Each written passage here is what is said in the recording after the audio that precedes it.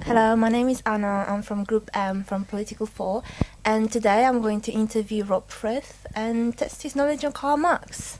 Hi, Rob Frith. How are you today? Very well, Anna. We would like to interview you on Karl Marx. Is that okay? That's absolutely fine, although I'm a little bit fearful that I'm going to be caught out here. But yeah, please carry on. You'll be fine. Okay, our first question is, who is Karl Marx? Karl Marx.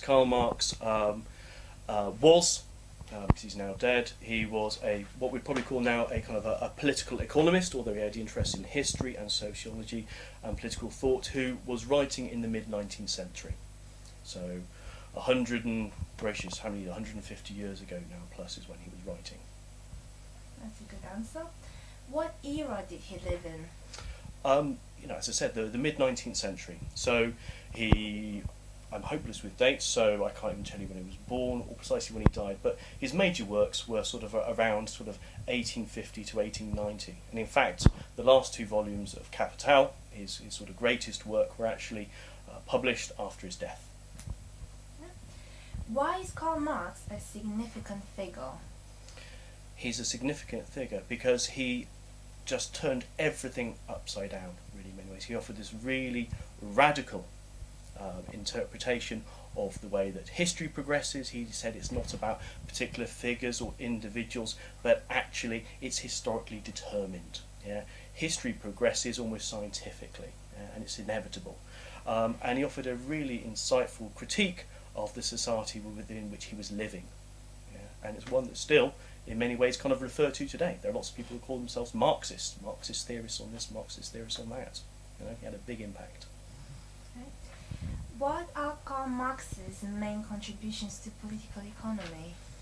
His main contribution to political economy is he offers an alternative interpretation to the major liberal thinkers. Yeah? An awful lot of thinking on political economy, as politics more widely, is from a liberal perspective. We see it to be a neutral perspective, but actually it's not. In many ways, it's a particular political bias.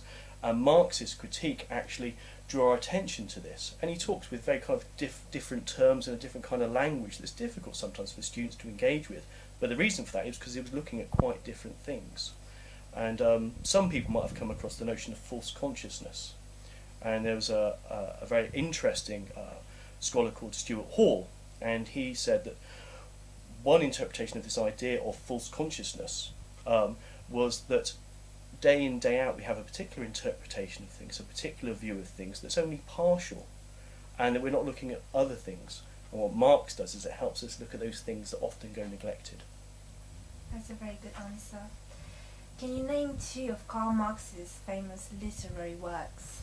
Two of these works, well, for anyone who's just starting with Marx, they should start with the Communist Manifesto. It's a pamphlet, it's about 30 pages long, and it's really accessible. Yeah? Alternative ones, the 18th Brumaire of Napoleon Bonaparte, where Marx infamously says, man makes his own history, but not necessarily under conditions of his own making. And I've already referred to Capital, which came in 3 volumes, the first of which he was the sole author of. The second and third, largely finished by Engels. So there you go, 3 for the price of 2. Do you think Karl Marx is still relevant today? If yes, explain how. Yes, I think he is. And in many ways you could say no, which is contradictory to what I'm going to argue, because in many ways the kind of communist experiments that we saw throughout the 20th century largely seem to have failed. To the extent that societies and states still call themselves communist, they don't seem to really reflect the kinds of things that Marx was aspiring to and hoping for. But I think the kind of intellectual tools of analysis that he offers us are still really relevant. Notions of exploitation, notions of alienation. I think these are concepts that are still relevant to the capitalist economies that we have today that are very different to the kinds that Marx was talking about. But I think if you look at someone working in a call centre rather than a factory, in many ways they are alienated from their work. They're not doing something that they actually ever really kind of benefit from themselves. It's done simply for an employer. They are alienated from their fellow workers. They're in little cubicles. They're alienated from the people that they're speaking with, who are largely grumpy with them because they phone them up at dinner time. And so they're alienated from humanity, in many ways. So I think all the kinds of ideas that Marx is talking about are still really relevant in that regard. If Karl Marx was still alive, What would his thoughts be on capitalism? I think he'd be in awe of it. You know, Marx was obviously incredibly critical of capitalism, but he was amazed by its productive capacity. You know, and I think the global capitalist economy that we have today, with global supply chains and commodity chains and so forth, I think he'd be in awe about it, and the creative destruction that's built in with this, and the ability to seek out new markets, to continue to find those markets that can be exploited for very low paid labour. So the likes of Poundland and so forth can continue and perhaps even thrive. Poundland's just about to be released onto the stock market. You know, so there's something said that they could have a multinational company that's actually selling things for £1. I think Marx would be impressed by it. That's my take on it. Well, thank you so much for your interview. It was a pleasure to Thank you very much, Anna. It was a pleasure. It was very painless as well, so nothing to worry about there at all. Thank you so much. Thank you. Bye-bye.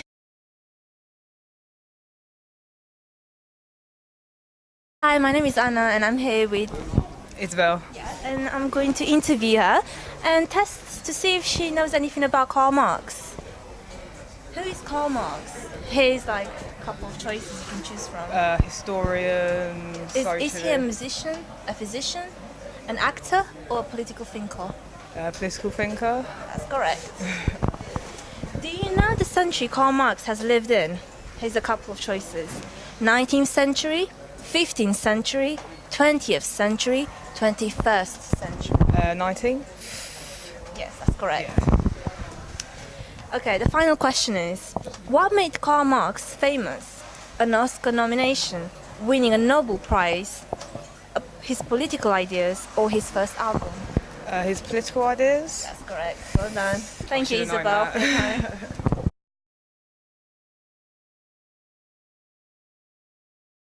Hi, I'm here with Elliot, and he's going to answer some questions regarding Karl Marx, and let's see what he knows about him.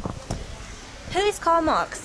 Is he a musician, a physician, an actor, or a political thinker? I'm going for the last one, political thinker. Okay, that's the correct answer. Oh yes, look at me. Do you know the century Karl Marx has lived in? 19th century, 15th century, 20th century, or 21st century? 20th.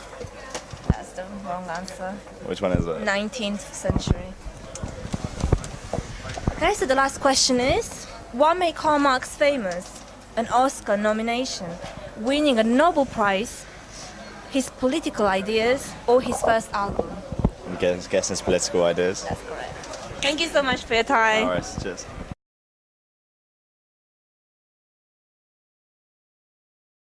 Hi, I'm here with Marvin, and I'm going to interview him and test his knowledge on Karl Marx. Hi, Marvin. Hi. Can I ask you a few questions on Karl Marx? Yes. Okay. Who is Karl Marx? A musician, B, physician, C, an actor, or D, a political thinker? I think he's a political analyst. I don't know. Thinker? Yeah. Yeah, that's the correct answer. Yeah. Okay, next question. Do you know the century Karl Marx has lived in?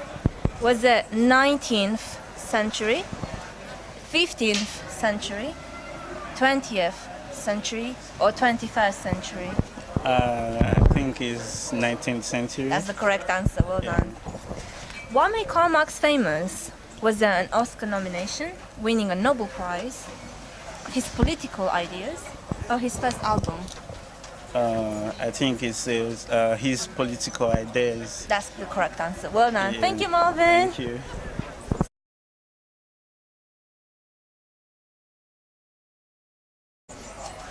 Hi, I'm here with James, and I'm going to test and interview his knowledge on Karl Marx. Hi, James. How are you? Very well, thank you. You? Okay, I'm going to ask you the following questions. Okay. Who is Karl Marx? A musician, B, a physician, C, an actor, or D, a political thinker? I would have to say D, a political thinker. That's the correct answer. Do you know the century Karl Marx has lived in? Was it 19th century, 15th century, 20th century, or the 21st century? That would be the 19th century. That's the correct answer. What made Karl Marx famous? A. An Oscar nomination. B. Winning a Nobel Peace Prize. C. Political ideas. Or D. His first album. Political That's ideas. the correct answer. Well done. Was Karl Marx A. communist. B. capitalist. C. liberal. Or D. conservative. That would be sort of communist. That's the correct answer. Well done. Thank you, James. Lovely, no problem.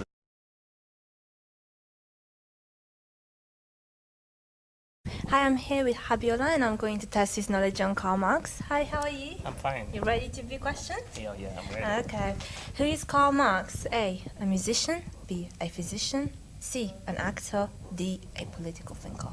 A political thinker. That's the correct answer. Yeah. Do you know the century Karl Marx has lived in? Was it A. 19th century, B. 15th century, C. 20th century, D. 21st century? 20th century. No, that was the wrong answer. 19th century. 19th. Yeah. Okay.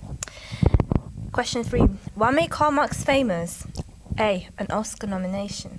B. Winning a Nobel Peace Prize. C. Political ideas. D. His first album. C. Political ideas. That's the correct answer. Well done. Was Karl Marx A. communist. B. capitalist. C. liberal. D. conservative. Communist. That's the correct answer. Well done.